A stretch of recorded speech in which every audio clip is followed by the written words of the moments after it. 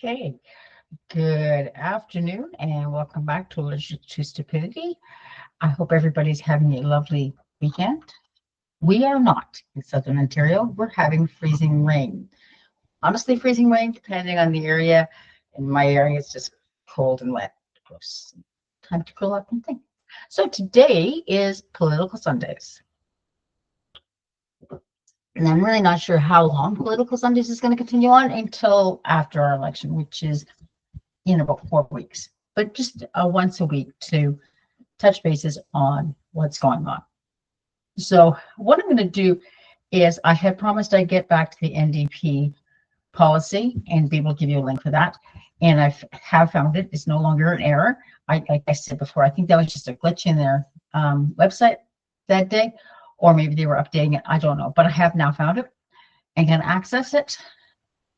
And then I have some polls for you to look at that are, they used to have 385 in the US and it was closed down magically after Donald Trump came to power, and ABC, who had bought it and had run it just fine for a while, because I think it was 358 was a private thing.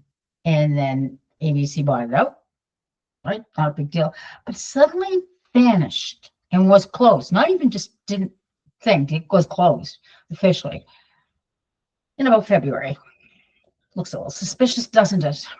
So we have 338 up here in Canada, so we're going to look at that, and we're going to start this whole thing off with a very cute event, Make You Smile, from the CBC. Let's get this going, okay? And let's start with, wait a second. Why am I not finding it? There we go. Okay, so this is a CBC. There is a Canadian brewery and a Canadian brew that is flying off the shelves thanks to a very clever campaign that taps into anti-U.S. sentiments. Want to introduce you to Karen Grigg, who's in St. John, New Brunswick. She's the director of marketing at Moosehead Breweries. Karen, good to meet you here. I can't wait to introduce. We talked a little bit about this yesterday, but we want to spend some more time because it's nice to start the day these days with a smile. So I would like you to tell us about the presidential pack. Yeah, so our presidential pack is a large pack of beer, 1,461 years, accounting for our leap year next year with the one at Moosehead Canadian Lagers. And that's just enough beers to get through the U.S. presidential term. Okay, the next 4 years? So, okay, well, there it is. Okay, we're looking at it now. Now we have a picture. There is the presidential pack. And again, just so everybody has those numbers, 1,461 beer in that crate to last you through to the end of the Trump term. Correct, yes. Whose bright idea was the presidential pack, Karen? Well, we have a very talented marketing team, and we obviously wanted to do something to tap into the Canadian pride that's happening right now. And it was just notice that Moosehead beer was established in 1867, so it's as old as we are in Canada. So you want Canadiana, that one's it. Just an idea. Our agency Conflict also was involved, but had no idea what would happen when we actually launched it, and it's just, the response has been overwhelming. Okay, that was going to be my next question. Sorry, guys. Sorry. If I hit pause, the ad will pause too, so let's just give it 3 seconds to finish doing its thing. How have sales been? Yeah, so we initially made 5 of these packs. They sold out within 24 hours. So now we have doubled that, and now we have a wait list for them. So really, it's been a lot of fun, and yeah, every day we're up to 76 million impressions. There are Canadians messaging us just positive messages. Even Americans are messaging us. And everything is just so positive with this. Okay, well, what do you make of that? I mean, when you said we weren't even sure how it would go, did you even think you'd even sell one of these? And then it's gone kaboom. No, I know, you never know. And Okay, guys, I think you get the idea. They are worth, and last time I saw this article, because this article is actually not new, um, it's $4,000 or $5,000. So it's not a cheap purchase to buy it, but it's the fact that people are coming out there and not making fun of it, but going, we're going to go with the flow and just putting a smile on everybody's face. And like she says later on in the article, she says, I really don't think that somebody's going to drink 1 can of beer a day to the end of it. She says, because beer doesn't really last that long. She says it doesn't go bad, but it loses its beerness sitting in a can. I'm not sure how many days she gave it, but it definitely was not for 4 years. But anyways, that's your smile for the day. The next one I had promised, when it didn't go 404 on me, giving me 404 errors. Here is the New Democratic Party's platform. It's not as nicely laid out as the Liberals or the Conservatives. There is no table of content. That might just be a me thing. I like table of contents, even if it's like on your website and the table of contents is across here. You can click on it and see what you want. This goes right into the policies, but innovating, prospering in a new energy economy, investing in job creations. So you can see it's laid out. It just doesn't have the table content, which is what I would like to see. Nicely numbered out, 1.2, 1.4, physical infrastructure and transportation, job and monetary policies. This is the problem when you're a third party. Well, any political party, we can make the policies vague, but not too vague, creating jobs by investing in the real economy and regulating speculators. So the NDP's got that part, which is I agree with. Like, we can't have people buying up land on the potential of. So an example is in the city where I live, down the street, there has been, I don't know, 15, 20 acres, if not more, sitting there empty, being farmed. But we're talking right in built up urban area as the speculators waited for the right time to build the houses. Now, in my particular city, they put their foot down about 2 years ago and said, you're not sitting on land. You have to start doing something with it. You can't wait till you're going to make the 10 million. So they have been building the houses. They're all townhouses. They're all 3 and 4, 3 stories high, which for somebody like one of my tenants, going up 2 or 3 flights of stairs, he wouldn't even look at the house. Like, he just wouldn't. And they're going anywhere from 999,990 up. So it's sort of we need to not have the speculators just buying up the land, waiting for it to turn, waiting until they can make their money. So I do know there's more and more cities coming down and putting their foot down, saying, okay, you got the land, do something with it. North of Toronto is the same thing. They've put there.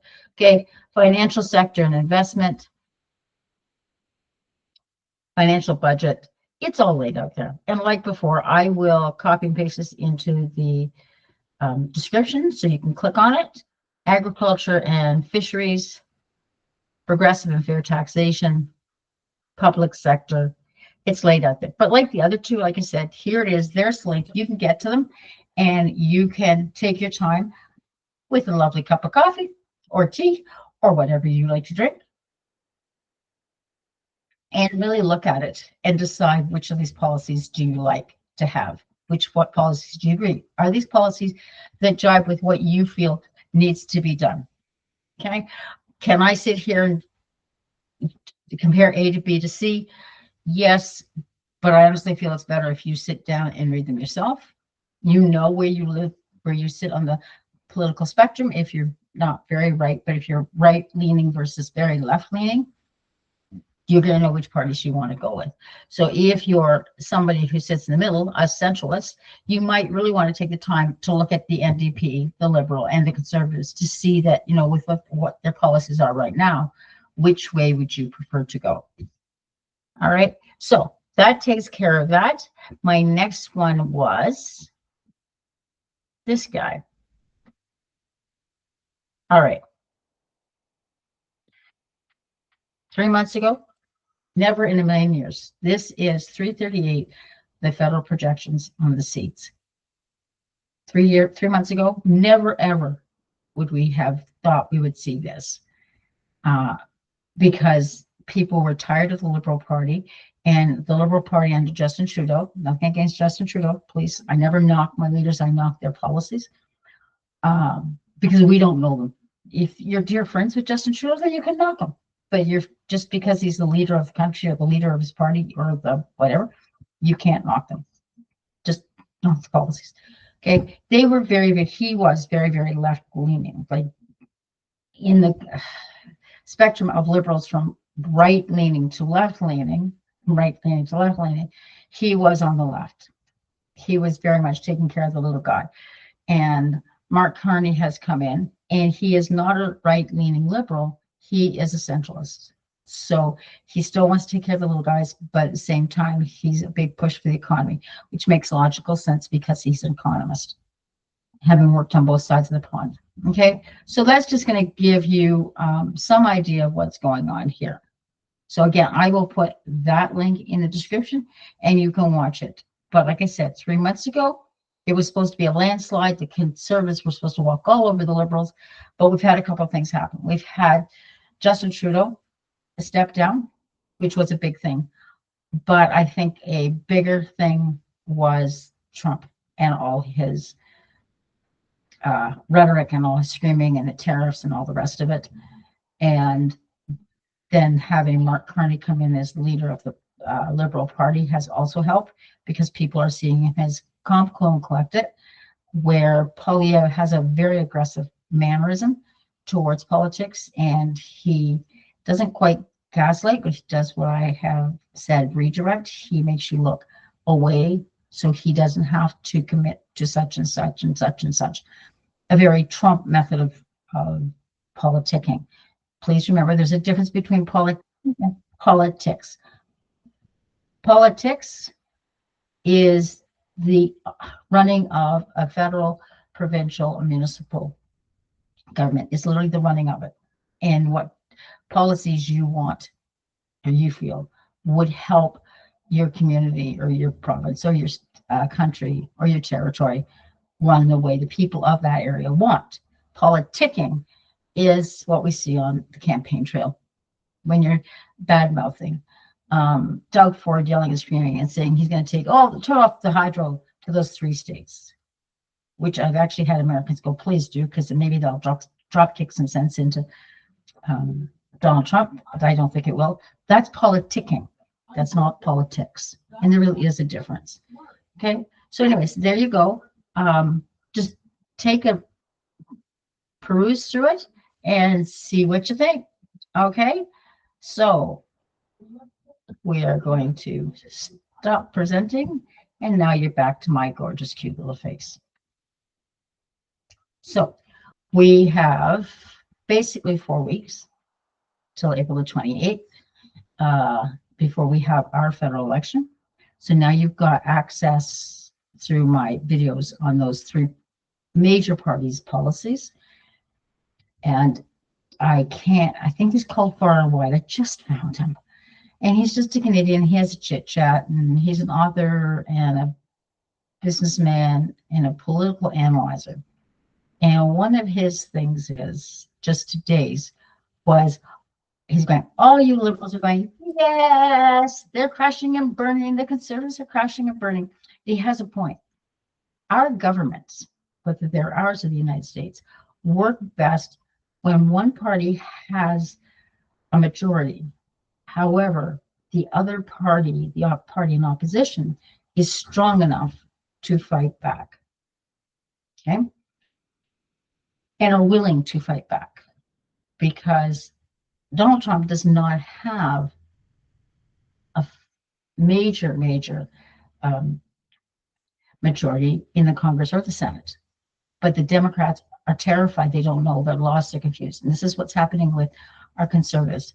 Our Conservative Party under Pierre Poilievre, and actually under Stephen Harper too, though I like the way Stephen Harper presents himself better than Pierre Poilievre, is so stretched from the very, very far right through to the left wing of the Conservatives that there isn't a consensus and they micromanage like there's no tomorrow. I've heard this multiple times from MPs that have got in trouble for letting their constituents know where there was money from the Liberal government and have been bluntly told they're not to say anything. Same thing with Stephen Harper. Not lots of, but 2 or 3 Conservative MPs walked the floor during Stephen Harper's era because he had such a tight rein on it, where our parties in Canada are supposed to vote along party lines, but Trudeau, Chrétien, Pierre Trudeau, none of them had that kind of a tight rein. And if I make the analogy back to the classroom, the tighter I hold onto my students' behavior, the more they rebel and the more stress there is in the class and the less my students learn, right? And the more I say, okay, you don't want to learn, that's your problem. That's your choice. You go sit at your desk, put the phone away because you're not having it, and put your head down. I want to learn? Okay, but don't bother the rest of the class. Instead of trying to force it onto them. This is what's happening with the Conservative Party. Anyways, back to what this gentleman was saying. We need that Conservative opposition or an opposition that is strong enough. Doesn't have to be a minority government, but an opposition party that's strong enough to fight back, or a liberal opposition that's strong enough to fight back. So what I'm trying to say is, if you're a liberal going, this is fantastic, realize that there is a reason we want our opposition parties to be relatively strong, whether it's in number of seats or, for me, if the party itself, the group of people running it, are a coherent group. Anyways, you've listened to my chit chat read, whatever today. Smile about the Moosehead presidential case. I think it cost like $4,000, but they've sold several. So obviously for big parties, for Canada or whatever, or just whatever. The NDP policies, which, like I said, I'll put in the description. So click on the word more, it'll open up and you'll be able to find the description. And then last but not least, there's the 338. You can chalk it like it's literally, we're heading for a major Liberal majority. We're sitting at probably up to 190 seats. So that's, since the crossing point, if the majority is 172, that's a major majority. And it's only continuing because Carney is used to standing in front of people, and he knows how to make conversation, and he knows how to talk without being aggressively growling. And Poilievre, again, may have wonderful policies, but because he's always yelling and screaming like Trump, it's blowing up in his face. Anyways, there you go. Have a good day. We'll see you tomorrow. Take care, guys.